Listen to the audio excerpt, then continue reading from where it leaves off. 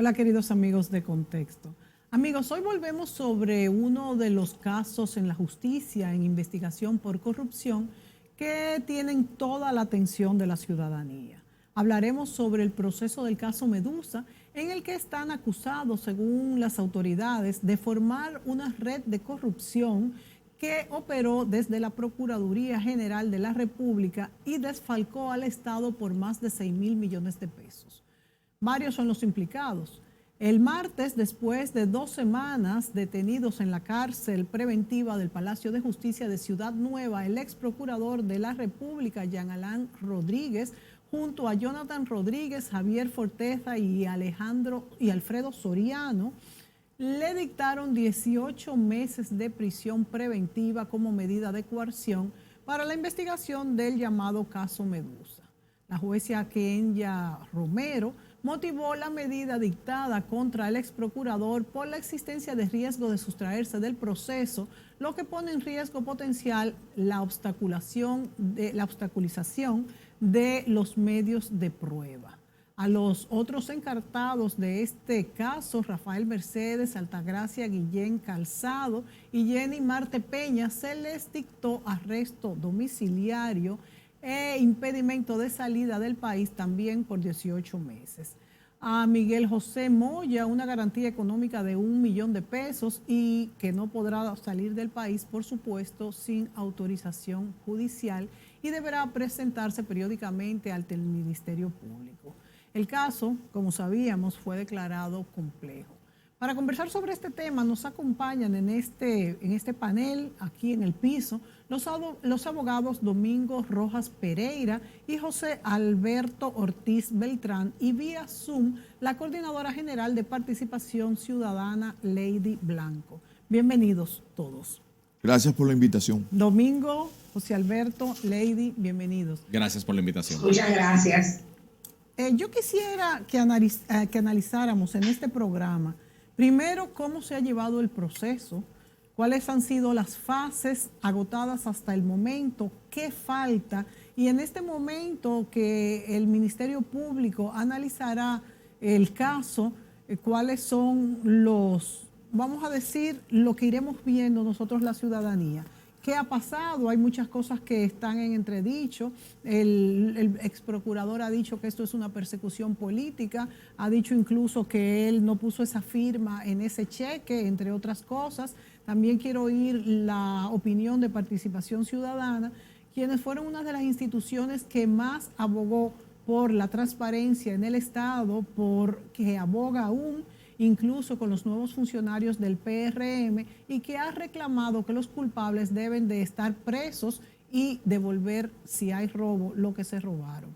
Vamos a iniciar por aquí, por el piso, con los abogados Domingo y Juan Alberto. Vamos a ver, Domingo, ¿cómo pudiéramos evaluar lo que va del proceso hasta el momento y lo que pasó el martes cuando se dictó medida de coerción? Todo lo que pasó allí, el enfrentamiento incluso entre el ex procurador con Jenny Berenice Reynoso, y las pruebas, bueno, dichas, porque todavía no es momento de presentar pruebas, porque sabemos que es momento de recolectarlas. Ya las pruebas se conocerán en el caso. Mira, en el marco de esta operación del Ministerio Público hay que destacar algo. Estamos ante un proceso inédito, porque nunca un ex procurador general de la República había sido encartado en un proceso e ir a prisión. Anteriormente hubo un caso del ex procurador general Víctor Céspedes, que fue acusado, pero no llegó a estar en prisión. Y en ese sentido, como es un proceso inédito con relación a la connotación que tiene uno de los acusados, es bueno destacar que este acusado fue el jefe de la persecución de los crímenes y delitos del Estado Dominicano durante 4 años. Paradójicamente, 11 meses después de que él sale de esa posición, hoy se encuentra sujeto a una medida de coerción consistente en prisión domiciliaria, en prisión preventiva y encartado en ese proceso. Ahora bien, como tú decías, el Ministerio Público, a raíz de la modificación que se hizo en el país en la década, a principios de los años 2000 y se aprobó esa nueva normativa que es el Código Procesal Penal, tiene lo que yo defino ahora como el monopolio de la acusación. ¿Por qué? Anteriormente al nuevo Código Procesal Penal, nos regíamos por el Código de Procedimiento Criminal, que era de origen francés, y tenía la particularidad de que un ciudadano común que quisiese accionar en justicia, para vencer la inercia del Ministerio Público, o sea, si yo me querellaba contra alguien o denunciaba a alguien, y el Ministerio Público por cuestiones de cúmulo de trabajo, por un asunto de conveniencia política o de la connotación social que pudiera tener la persona o las personas contra las cuales yo me querellara, no accionaba, no ponía en movimiento la acción pública, yo como ciudadano podía saltarme el Ministerio Público e ir al tribunal y apoderarlo directamente y decirle, mire magistrado, el juez, aquí están mis pruebas, esta es mi querella, yo acuso a los señores fulano y fulano de tales violaciones. Eso ya no se puede hacer porque el Ministerio Público tiene ahora lo que se llama el monopolio de la acusación. Yo entiendo que en materia de corrupción eso ha sido un retroceso, en materia de persecución de la corrupción administrativa, porque le quitó la iniciativa que tenía cualquier ciudadano, no solamente de denunciar, sino también de someter a la acción de la justicia. Y en el marco de esta operación del Ministerio Público, primero conocimos y vimos la vista que tuvo que ver con la imposición de medida de coerción. Hay que saludar a la jueza que presidió el Tribunal de Atención Permanente, porque a diferencia de otros procesos, ella no permitió que la medida de coerción se convirtiera en un mini juicio de fondo, que es lo que había ocurrido. Como pasó en lo de Brecht. Exacto. Con procesos, ¿no? Y como también el proceso donde está involucrado el ex jefe Pulpo. Operación Pulpo, el jefe de la seguridad del expresidente de la República, donde tuviste ahí que los mismos imputados y los mismos abogados abordaban asuntos que son ajenos a una fase de conocimiento y medida de coerción. Y eso trae muchísimo debate que no es el momento. Que no son necesarios. Entonces hay que saludar sobre todo la administración que tuvo la jueza del proceso, porque se limitó a lo que es el conocimiento y los aspectos y los asuntos que se deben tratar en una medida de coerción. Ya en lo adelante podremos ver cómo avanzará la investigación del Ministerio Público, y el Ministerio Público tiene un plazo que le fue otorgado para presentarle una acusación formal, y luego entonces se irá a lo que el Código Procesal Penal establece como el juicio preliminar, que es un juicio donde se van a valorar las pruebas y un tribunal va a decir quiénes o no van a juicio. Ellos dicen obviamente que van a apelar, es un procedimiento normal. Y es su derecho. Todo, claro, es su derecho, todos los acusados lo hacen. Me gustaría, Lady, que antes de darle la palabra a Juan Alberto, tú me hables de cuál ha sido la posición de Participación Ciudadana ante estas denuncias de corrupción y qué esperan ustedes como representantes de la sociedad. Mira, yo primero me gustaría comenzar diciendo que es importante siempre que se prevalezcan las garantías que nos revisten a todos los dominicanos, el debido proceso y la tutela judicial efectiva. ¿Qué quiere decir esto? Que a pesar de que nosotros tenemos un rechazo generalizado de este individuo, nosotros debemos garantizar la justicia, debe garantizarle a él una justicia imparcial y que se presuma mientras tanto su inocencia.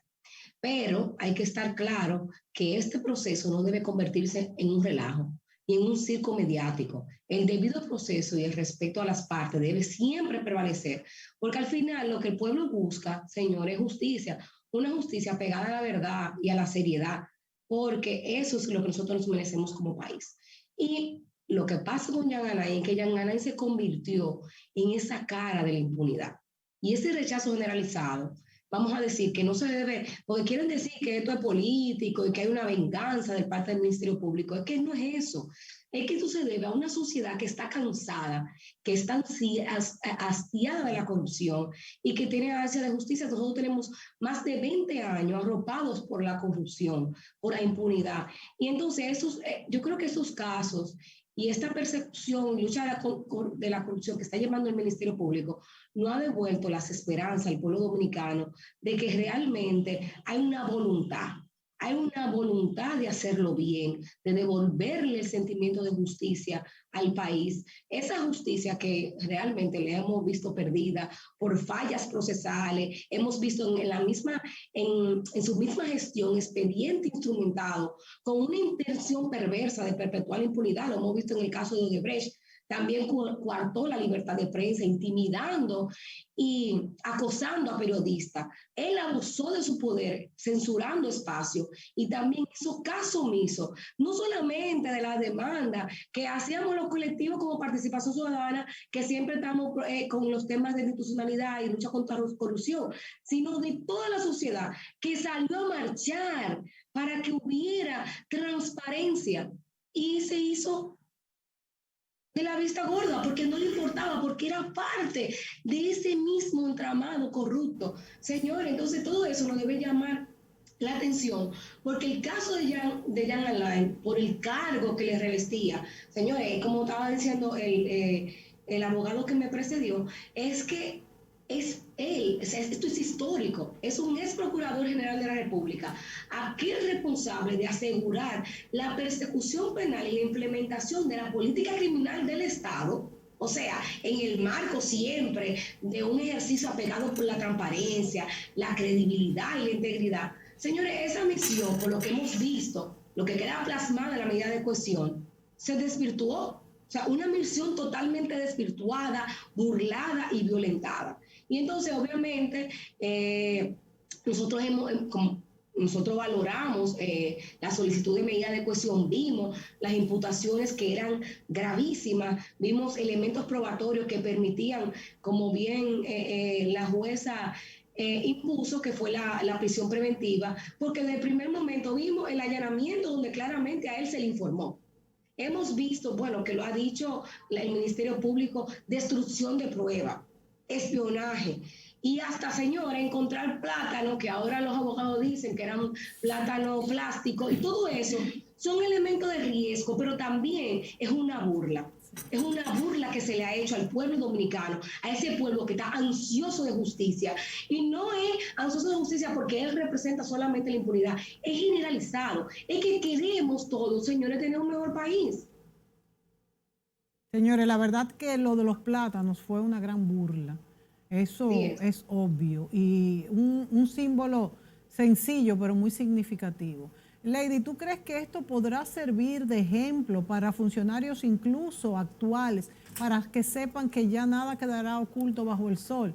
Fue un riesgo muy grande que corrieron, si es cierto, estas acusaciones a las que están sometidos los funcionarios del gobierno pasado, sabiendo que con estas tecnologías que se manejan hoy en día es difícil que las cosas queden impunes, que las cosas queden escondidas. Como mismo dijo uno de los acusados en el caso anterior, y no borré el WhatsApp. Es que todo se le sigue la pista muy fácilmente, de manera que el que meta la mano tiene que estar, o que no le importe que todo salga, o, ¿verdad?, que se atenga a las consecuencias. Vamos a ver con José Alberto. José Alberto, ¿tú crees que, como decía Lady, también es muy importante que nosotros como sociedad civil estemos vigilantes, que incluso si ellos son culpables también se les respeten sus derechos? Porque si no haríamos algo que justamente fueron los que fueron como hicieron. Yo el día que pasó lo que pasó con Miriam Germán, le dije a mi compañero de programa cuando salimos al parqueo, hoy comenzó a caer el PLD, y así fue. O sea, todo se puede revertir, y este es el caso que estamos viendo en este caso Medusa. Hace apenas 2 años, en esa comparecencia televisiva durante la sesión del Consejo Nacional de la Magistratura, Miriam Germán le decía a Jean Alain Rodríguez, como una forma de que él reflexionara sobre la actitud que había asumido contra ella, le decía: recuerde que esto es de doble vía y se podría estar hablando de usted.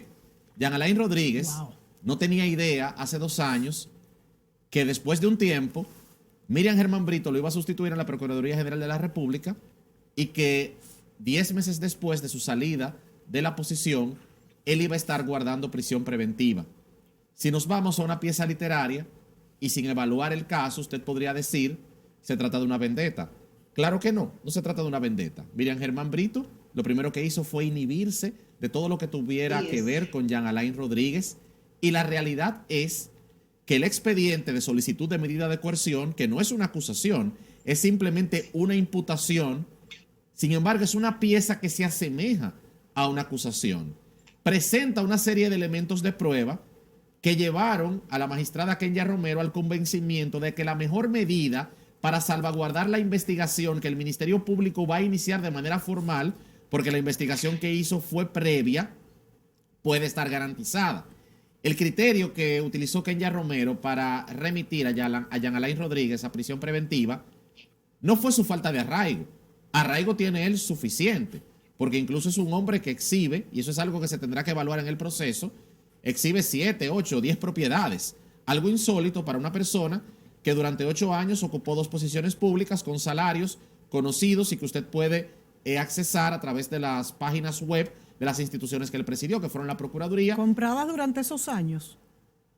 No sé, pero eso tendrá que investigarse. Pero la pregunta es, ¿cómo una persona que ha ocupado 2 posiciones públicas del 2012 al 2020 y que antes de eso era un abogado en ejercicio, que no tenía ese ejercicio pleno con grandes casos, puede exhibir esa riqueza? Incluso va a haber que revisar sus declaraciones juradas de bienes y la adquisición de esos bienes durante los años. Eso es un proceso de investigación que se tendrá que iniciar, porque una de las imputaciones que se le hizo por parte del Ministerio Público fue el lavado de activos.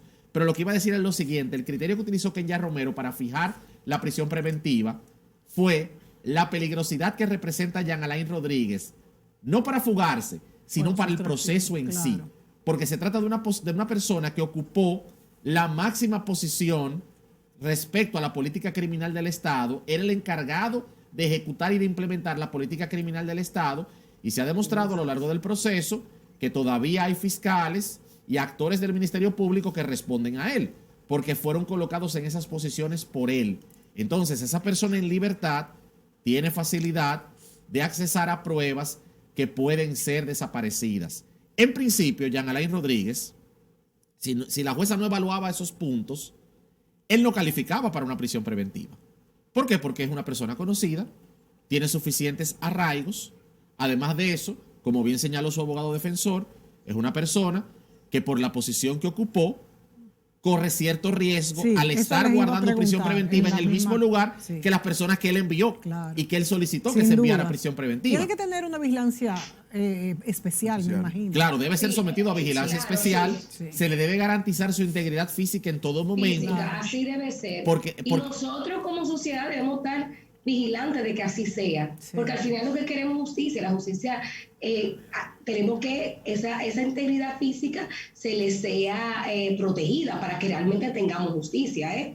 Y no solamente eso, hasta para saber en las últimas consecuencias cómo fue el caso. Nos tenemos que ir a la pausa. Para terminar, Jean Alain Rodríguez hubiese colocado a Kenya Romero en una situación diferente a la hora de decidir su prisión preventiva si él no hubiese tratado de salir del país por el Aeropuerto Internacional de las Américas, si hubiese estado presente en su casa en el momento del allanamiento y si no se realiza ese hallazgo burlesco al momento del allanamiento. Si esos 3 eventos no suceden, yo estoy seguro que Kenya Romero hubiese tenido que evaluar más a profundidad la solicitud de prisión preventiva y la hubiese colocado a ella en una situación muy difícil a la hora de colocarle la prisión preventiva, porque realmente, técnicamente, él no califica para una prisión preventiva. Es verdad, no, y por eso de haber sido procurador y tener ahí en estas cárceles personas que él mismo dio pero su conducta lo condenó. Su conducta procesal. Pero hay que decir también que su principal colaborador, Rafael Cano, señores, está prófugo. Entonces eso también es un indicio. Es un indicio para que la jueza, como medida cautelar, haya impuesto también prisión preventiva. Bueno, es indudable que este caso hará historia, no solamente en nuestro país, sino en el mundo, incluso más allá de que si son culpables o inocentes, porque alguna culpabilidad ha habido, por ejemplo, en el caso de Miriam Germán, de la interferencia de sus comunicaciones y lo que pasó en ese momento y cómo se han cambiado los papeles. Yo creo que eso estará escrito en la historia. Nos vamos a la pausa y enseguida regresamos.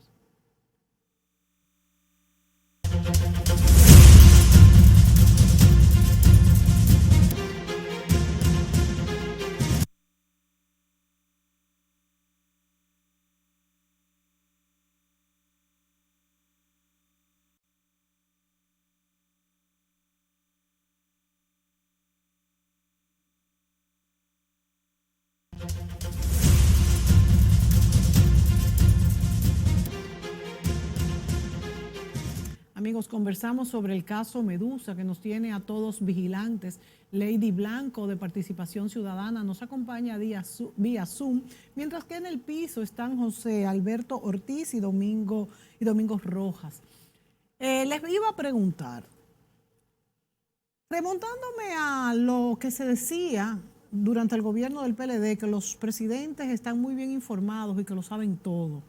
¿Pudiéramos extrapolar y decir que el presidente de la República en ese momento estaba enterado de lo que está pasando y que en este momento el presidente de la República seguramente está enterado de cualquier otra cosa que pueda estar pasando, para no quedarme solo en aquel periodo, Domingo? Mira, yo entiendo que el expresidente Medina, con esta situación que se ha dado con el exprocurador, debe hacer una reflexión.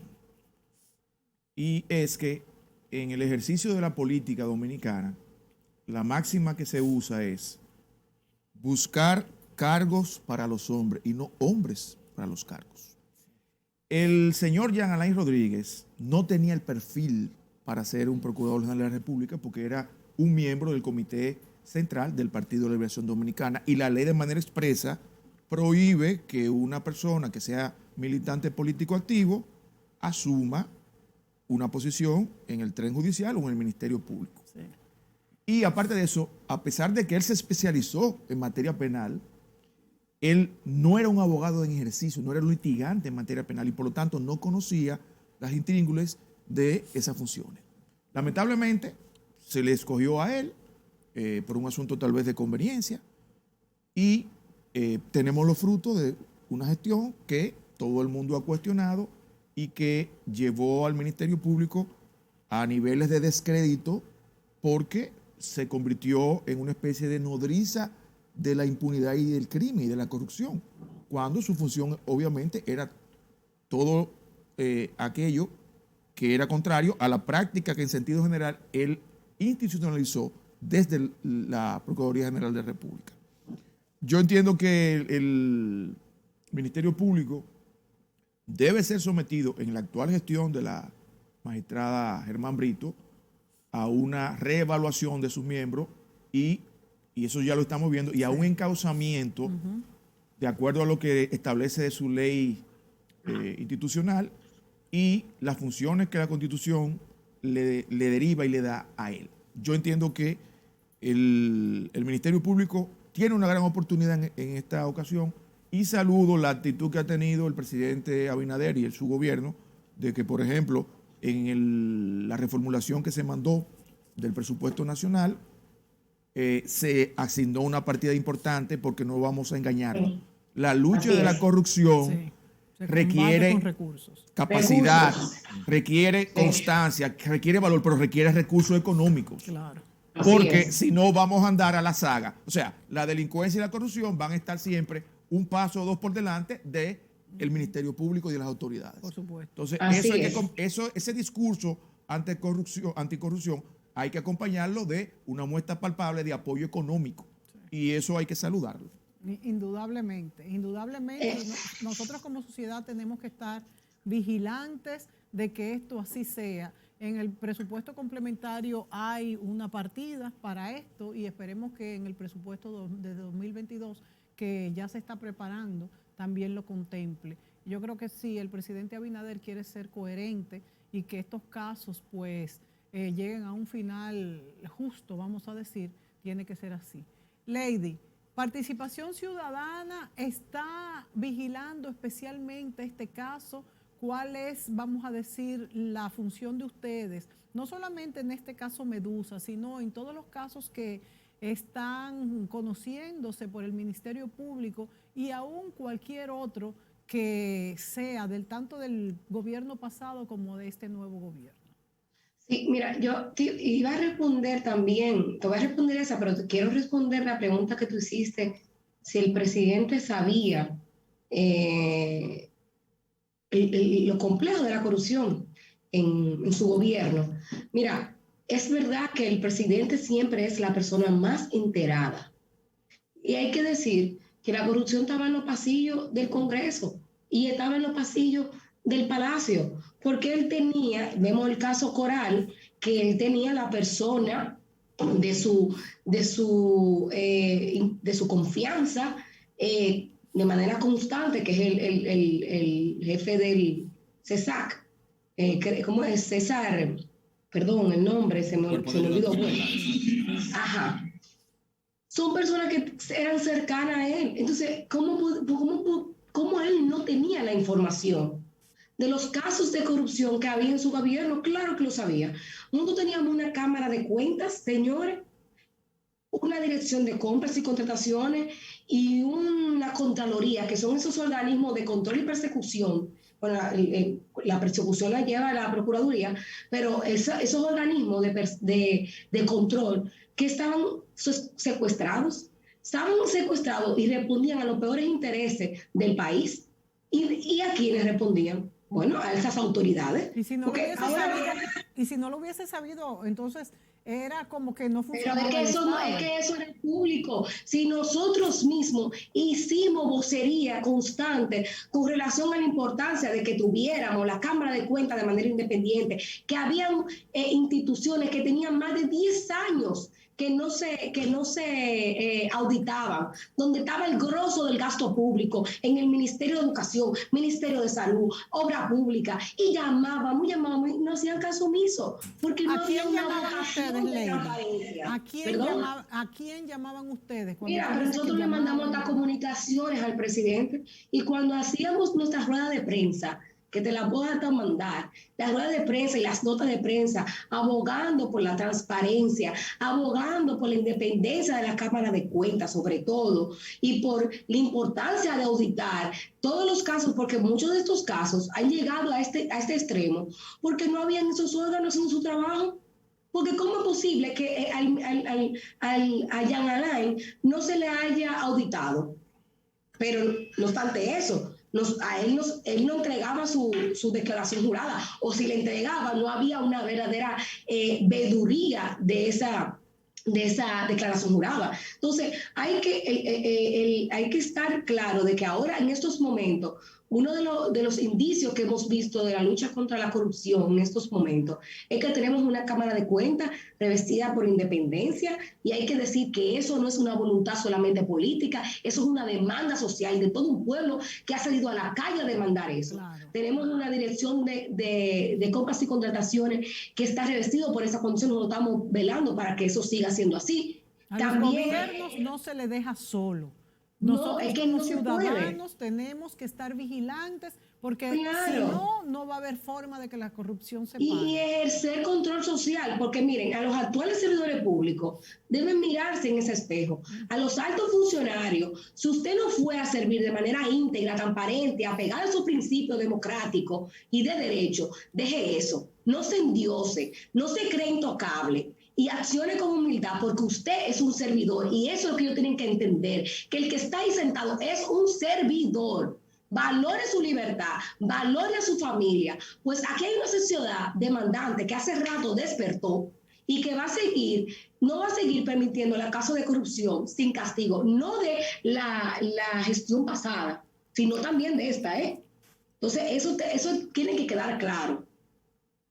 Una pregunta tonta. ¿Ustedes recuerdan las pasadas comisiones de veeduría que se nombraron en todas las instituciones del Estado? Sí, claro que sí. ¿Qué hicieron? ¿Qué pasó con eso? Yo no conozco un solo reporte que una comisión de veeduría haya hecho. Yo creo que se hizo un reporte. Ah, bueno. Pero donde no decía nada. Con lo de Odebrecht hizo un reporte, acuérdense, al final. Sí, es importante, quiero hacer una acotación. Pero no se dijo nada. Quiero hacer una acotación a lo que Lady decía de que a Jean Alain no se le auditó. Sí se le auditó, pero fue una auditoría entrecomillada.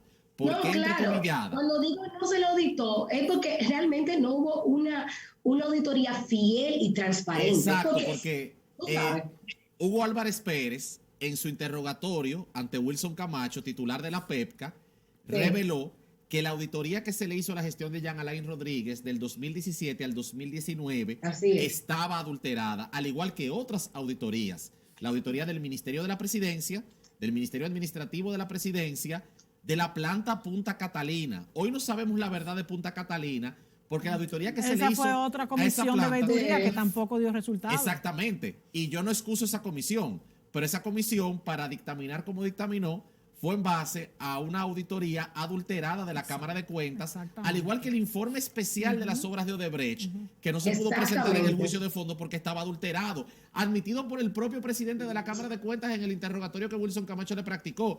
Ese interrogatorio fue lo que disparó la alarma para que Wilson Camacho le pidiera a la magistrada María Garavito que le autorizara a allanar el edificio de la Cámara de Cuentas para poder accesar a esas auditorías adulteradas. Tenían todo un departamento llamado Control de Calidad, donde Henry Batista dirigía esa estructura que se dedicaba a adulterar las auditorías de las instituciones. Era una especie de menú tipo buffet, donde usted escogía qué tipo de adulteración quería. Lo que señala que hay asociación de malhechores y complicidad. Entonces, Bueno, obviamente, por eso el Ministerio Público, coalición de funcionarios. Por eso el Ministerio Público tuvo que estructurar todo un proceso llamado Operación Caracol, en el cual están siendo procesados los antiguos miembros de la Cámara de Cuentas, porque realmente fue todo un entramado criminal dedicado al maquillaje de auditorías que presentó a una de las gestiones de gobierno, si no la más corrupta de la historia republicana de la nación, como la más íntegra y la más transparente. Y no solamente esto, sino que va unido a esto que se ha dicho, que todavía no hay las pruebas en este nuevo caso de corrupción,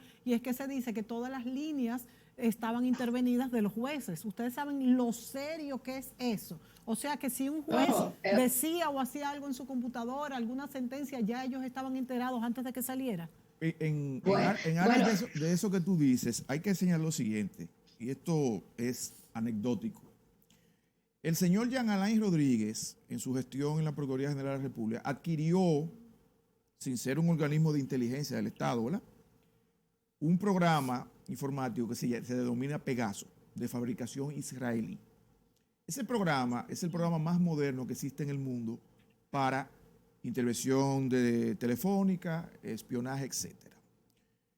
Y las cosas llegaron a un límite tal en esa institución que no solamente se hacía el uso de esa tecnología de manera ilegal, porque las escuchas que él hacía no estaban autorizadas por un juez, sino que el señor Jean Alain Rodríguez, para su uso personal y particular, el programa tiene también una función que es que desactiva las señales de los drones. Si, por ejemplo, en un perímetro determinado hay un dron y yo quiero que el dron no vuele en ese perímetro, pues yo uso una función y desactivo el dron no puede volar. Pues el señor, él se llevó ese programa a su casa en La Romana y lo utilizó para que a él no lo espiaran, cuando él era el primero que espiaba ilegalmente a los demás. O sea que era un programa de generación sabido, tal. era por sabido además. Claro. Que yo te escucho, tú me escuchas, y fue también lo que se usó aparentemente con Miriam Germán. Obviamente. Claro, ¿Sí? pero es tan peligroso, señores, eso de que tenían acceso a las computadoras de los fiscales y de los jueces, que tenemos casos ahí que podemos decir que hay que ver si esas sentencias que fueron dictadas en base al uso correcto del derecho, señor. Incluso coacción, puede haber coacción ahí, obviamente. Claro. Entonces, la situación es compleja y por eso yo creo que la sociedad debe estar pendiente y demandante de que a él se le garantice sus derechos, porque en la medida que le garantizamos sus derechos, nosotros podemos tener mayor claridad y ver con un ámbito más amplio el entramado de corrupción que había en la Procuraduría, que sale de ahí, de la Procuraduría, porque sabemos que Jenny Berenice ha dicho que en el expediente vendrán más imputaciones y más imputados. Entonces, hay que estar demandante. Y eso es un ejemplo porque la República Dominicana sigue ocupando los peores índices de percepción de la corrupción a nivel internacional. Nosotros estamos en el puesto 28 y ahora estamos trabajando varias instituciones con el índice que va a salir en octubre y seguimos arrastrando los vicios de la corrupción, lamentablemente. Incluso recordemos que hasta en encuestas que se han hecho, hasta para niños de colegio, han dicho que prefieren menos democracia y más justicia. y más seguridad. Y eso es parte de que la gente está, bueno, es una desmoralización ciudadana y una frustración cuando vemos que el que no trabaja puede adquirir muchos bienes o el que sale a la calle puede ser asaltado. Nos encontramos desprotegidos los ciudadanos y esto es parte. Muy triste ceder nuestra democracia con tal de tener más justicia. Muy triste esto. Eso es más preocupante porque también es un tema de educación en valores, Claro. Educación cívica, educación en identidad. Y yo creo que ahí tenemos que hacer, no solamente nosotros como sociedad, el Estado Dominicano también en su política educativa tiene que seguir reforzando los temas de identidad, que son fundamentales, los temas cívicos, los temas de derechos. Ahora mismo tú vas a cualquier escuela y no solamente en la escuela, también en los colegios, y tú preguntas cuáles son sus derechos fundamentales y los niños no saben. Y no tienen ese concepto de identidad y amor al país como tal. Entonces yo creo que tenemos que seguir reforzando esos temas a nivel nacional. Fundamental. Bueno, y entonces en este tiempo que nos queda, además de la participación de Lady, me gustaría que José Alberto y Domingo me hablaran de cómo se hace este proceso a lo interno del Ministerio Público. ¿Cuáles son los pasos que quizás no vamos a ver nosotros porque el Ministerio Público está trabajando al interior para ser presentados al juicio ya de fondo? El proceso penal se inauguró en el día de ayer con el dictado de las medidas de coerción. Tan pronto el juez de la instrucción dicta las medidas de coerción, le da apertura formal al proceso penal y a los plazos de duración del proceso penal. Como el caso se declaró complejo, es decir, que no es un caso ordinario, el plazo de la investigación se extiende a 8 meses. Cuando es un caso ordinario, el plazo de investigación es de 3 meses cuando se dicta prisión preventiva o de 6 meses cuando se dicta otra de las medidas. Pero al ser este un caso complejo, la investigación solo puede durar 8 meses, es más tiempo para investigar. Por lo tanto, el Ministerio Público dispone hasta el mes de marzo del próximo año, del 2022, para completar su investigación.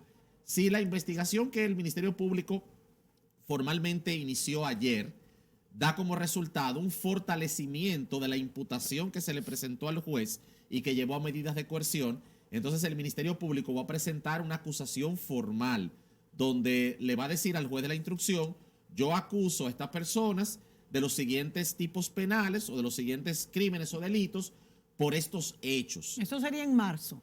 Sería a más tardar marzo, puede ser antes, pero el plazo máximo, hoy estamos a 13 de julio, el plazo máximo sería hasta el 12 de marzo del próximo año, porque son 8 meses que toma el tiempo de la investigación. Entonces, luego que se presenta esa acusación, el juez de la instrucción convoca a las partes a una audiencia preliminar. La audiencia preliminar no es un juicio de fondo, es única y exclusivamente un juicio oral a las pruebas que el Ministerio Público le aportó al juez de la instrucción, porque el Ministerio Público, que es el órgano acusador, le va a decir al juez: estas son las pruebas que yo dispongo para acusar a estos señores de los hechos que le estoy presentando. Las partes se van a defender a través de sus defensores técnicos. Lo que se va a debatir en esa audiencia preliminar es si las pruebas que el Ministerio Público está ofertando fueron recogidas de acuerdo a los principios constitucionales y legales. Luego de que el juez de la instrucción examine esas pruebas en la audiencia preliminar, él va a decidir si envía el caso o no lo envía a juicio de fondo. Y ya en un juicio de fondo... Y si no lo enviara, entonces... Se dicta un auto de no al lugar, se desestima el caso, y ya en caso de auto de no al lugar, el Ministerio Público puede apelar esa decisión ante la Corte de Apelación siempre que sea por violaciones a la Constitución. Sí. Entonces, luego que el caso vaya a juicio de fondo, en un debate oral, público y contradictorio, que ahí sí el país podrá tener la oportunidad de ver el juicio televisado en los medios de comunicación, ya en un juicio oral, en un debate oral, hay un tribunal colegiado integrado por 3 jueces, decidirá si esos acusados mantienen su presunción de inocencia, que la tienen al día de hoy, o son culpables de los hechos que se le están imputando. Porque el que hayan sido enviados a prisión preventiva no significa que sean culpables. Constitucionalmente son inocentes hasta que se pueda probar en un juicio de fondo. Fueron enviados a prisión preventiva por, como explicó la magistrada Kenya Romero, representan un peligro para la investigación que el Ministerio Público tiene que desarrollar en los próximos 8 meses. Y por ejemplo, Domingo, estas apelaciones que los abogados de los imputados han dicho que van a presentar, ¿cómo funcionan? ¿También tienen un plazo? ¿Ellos prueban cuál es el mecanismo para esto? No, evidentemente si ellos o sus representados no quedaron conformes con la Porque ya el con las Ministerio medidas de Público coerción. presentó cuáles fueron las causas por las cuales ellos Claro. deben estar en prisión preventiva. Claro, si ellos no entienden que no se aplicó bien la ley, que la decisión de la magistrada no fue correcta, tanto ellos como sus representados tienen el derecho de apelar esa decisión y la Corte de Apelación evaluará si la medida de coerción impuesta en cada uno de los casos, porque recordemos que no es solamente el ex procurador, hay otras personas encartadas, Sí. pues se corresponde con lo que sustentó y motivó la juez de atención permanente. ¿Qué hacen? ¿Qué documentos se le entregaron a los abogados de los imputados para que puedan ir trabajando al mismo tiempo para defender este caso?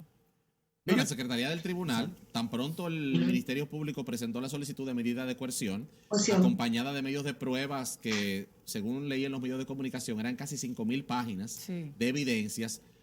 Todas esas miles de páginas fueron entregadas en manos de cada una de las barras de defensa de cada imputado. Y en base a esos documentos de imputación, los defensores técnicos prepararon la defensa, que la defensa que ellos ejercieron ahora en la medida de coerción no es una defensa respecto de los hechos señalados, fue una defensa con respecto al arraigo de cada imputado y que no representa un peligro de fuga para el proceso o un peligro de destrucción de las pruebas que el Ministerio Público tiene que recolectar. Ya el aspecto de los hechos, si esos hechos son verdaderos o no, comenzarán a debatirse a partir de la audiencia preliminar y ya con profundidad en el juicio de fondo. ¿Cuándo se hace la audiencia preliminar? Bueno, si la investigación termina en marzo y se presenta Ahí acusación mismo en se marzo, hace en marzo. se haría en abril o mayo, sería ya la Abril o audiencia mayo. preliminar. Y si se conoce, si no hay muchos aplazamientos, estaríamos hablando de que ya para septiembre u octubre del año 2022 Tendríamos- estaría comenzando el juicio de fondo. ¿Y hasta Como cuándo tarde. se puede extender esto una vez haya iniciado el juicio? de Legalmente fondo? 4 años. No, legalmente 4 años a partir de ayer. A partir de del ayer. dictado de las medidas de coerción. Exactamente, a partir del dictado de medida de coerción. Este proceso, lo más que puede durar, legalmente hablando, son 4 años. Ya esa época del Código de Procedimiento Criminal, que usted duraba 10 años sin juicio de fondo y como imputado, ya esa época terminó. ¿Qué pasa con lo de Aunque- Odebrecht, por ejemplo? ¿Cuánto tiempo van? Bueno, en el caso de Odebrecht se da una situación. Odebrecht comenzó en el 2017. Ya estamos en el 2021. Tiene los 4 años. Y el tema de la extinción de la acción penal es un tema de debate que se está debatiendo ahora en el juicio de fondo. Los abogados de la defensa presentaron ese incidente y el tribunal tendrá que decidir al momento de dictar su sentencia. Pero recuerda que Odebrecht comenzó como un caso en la Suprema Corte de Justicia por el privilegio de jurisdicción de alguno de los imputados, porque Sí. estábamos hablando de un senador, Sí. estábamos hablando de un ministro en ese momento, que era el caso de Temístocles Sí. Montaz, Sí. pero luego la propia Suprema Corte de Justicia dictó una decisión en la cual dijo que personas que no tenían privilegio de jurisdicción no podían ser juzgadas en la Suprema Corte de Justicia como si fueran privilegiados. Tenían que ir a las jurisdicciones inferiores como los demás ciudadanos. Criminales. Entonces, el expediente fue separado y se estuvo conociendo en paralelo. Tommy Galán estaba siendo procesado en la Suprema Corte de Justicia y los demás imputados en la jurisdicción inferior. Luego que Tommy Galán pierde la senaduría y pierde el privilegio de jurisdicción, su proceso fue separado y remitido al primer tribunal colegiado junto con los demás imputados. Entonces hay un tema de extensión de plazos que se está debatiendo ahora como parte del juicio de fondo. sí. Pero ya el proceso de Odebrecht Pero corresponde en realidad esa extensión de plazo. comenzó en marzo del 2017, ya tiene más de 4 años. Si el proceso está extinguido o no, es un tema de debate ahora en el juicio de fondo. Pero esto no va a pasar en este caso porque no hay ninguno que tenga esa jurisdicción privilegiada. no, ahora mismo no hay obviamente jurisdicción no. O privilegiada. sea No, que no. va a ser 4 años máximo entonces. Sí, ¿verdad? pero hay un asunto, un aspecto importante, que si bien no está establecido de manera formal como una jurisprudencia, los jueces sí toman en cuenta. Nadie puede prevalecerse de su propia falta. Si yo estoy sometido a un proceso en mi calidad de imputado y el proceso se alarga un plazo mayor del que establece la ley, porque yo incidento ese proceso con pedimentos de aplazamiento, etcétera, yo no puedo luego valerme de eso para decir que el plazo prescribió. Entonces, es un factor a tomar en cuenta de que si el proceso se ha extendido por pedimentos e incidentes que ha presentado los imputados, no pueden decir no que puedo No yo pueden. alegar, prevalerme de mi propia falta y decir, como yo estuve incidentando el proceso y haciendo pedimento al tribunal, pasaron los 4 años y por lo tanto hay que declarar la extinción. ¿Tenemos algún antecedente de casos de corrupción, casos tan serios como estos, donde haya perimido el plazo? La acción penal. Hay que recordar que estos casos de corrupción tienen escasa tradición en la historia dominicana, como decía Claro. Lady, se trata de una cultura de impunidad la que estamos combatiendo. Sí. Recuerda que solo un caso de corrupción tuvo condena en los tribunales, que fue el caso del expresidente Salvador Jorge Blanco y algunos de sus antiguos colaboradores, Sí.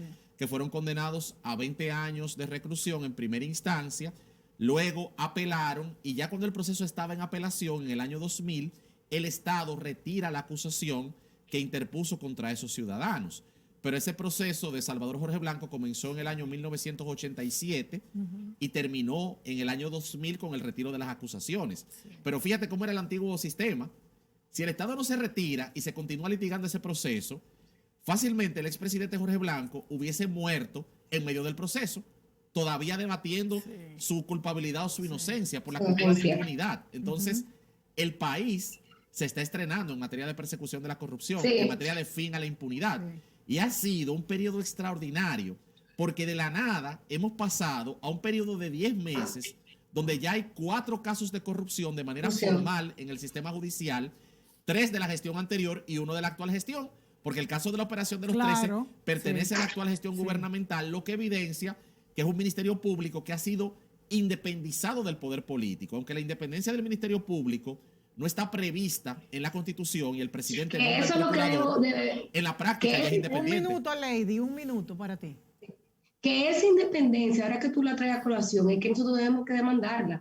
Esa independencia sea una independencia de acción, que no sea una decisión, porque ahora mismo tenemos el presidente con la voluntad de luchar contra la corrupción, porque es una demanda social, pero no sabemos en 4 años. Entonces, eso que debe quedar constitucionalizado, esa independencia de acción del Ministerio Público. Y con relación a los casos de corrupción, miren, no sé si ustedes lo ven aquí, que gracias a Dios que ustedes lo mencionaron, pero nosotros hicimos un estudio, participación ciudadana, y nos recogimos más de 100 casos de corrupción en casi 15 años, de los cuales ninguno tuvieron ninguna repercusión, pero tampoco ninguna sentencia, nada. Son casos totales de corrupción sin castigo. Ahí vemos los autos de no al lugar, las absoluciones, y es importante, como muy bien decía Ortiz, que esto no ha devuelto esas ansias, esas esperanzas de que hay una verdadera persecución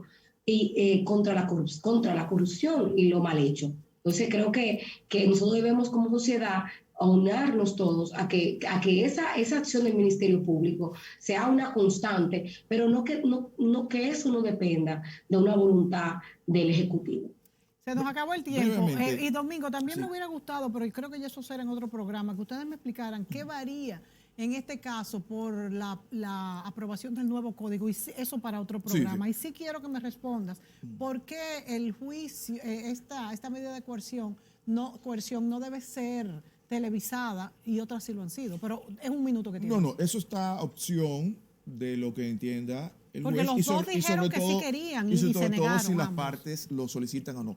Pero brevemente yo quiero hacer la siguiente reflexión. Más allá de lo que ocurra en los medios de comunicación, en las redes sociales, etcétera, yo creo que este proceso, igualmente que los otros, tiene un mensaje importante, no solamente para los involucrados en el proceso, sino para la sociedad y para los actuales funcionarios del Estado. Y es lo siguiente: a partir de estos sometimientos, nada va a ser igual en la vida institucional del país. Estamos regidos por un Estado de Derecho y, lamentablemente, para aquellos que se explayaban a sus anchas, el que haga o cometa una violación a la ley en el ejercicio de sus funciones, tarde o temprano va a tener que responder. Bueno, yo Ese es el mensaje. creo que eso nos conviene a todos los Todos. dominicanos y al país en general. Es demasiado necesario que la justicia funcione, señores, por nuestra propia seguridad. Muchas gracias a José Alberto Ortiz, a Domingo Rojas y a Lady Blanco por estar aquí acompañándonos con ese tema tan importante al cual le seguiremos dando seguimiento. Hasta la próxima, amigos. Bye.